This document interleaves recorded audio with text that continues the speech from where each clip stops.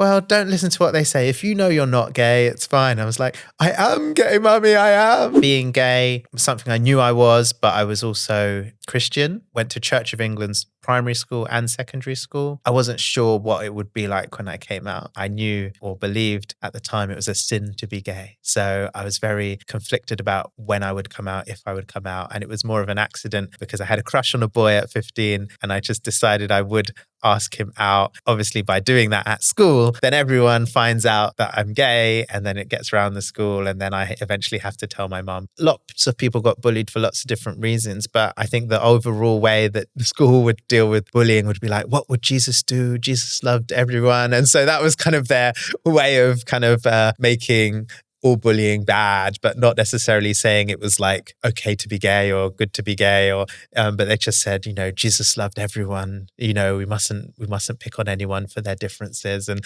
that was kind of it. And I remember being out and asking the school chaplain about being gay, is it a sin? And they said, well, yes, but it's the sex that's the sin. So if you have these feelings but you don't act on them, you should be okay. And you can have friends, but you can't have sexual partners. And he even went so far as to say, Jesus had 12 very close male friends, the disciples.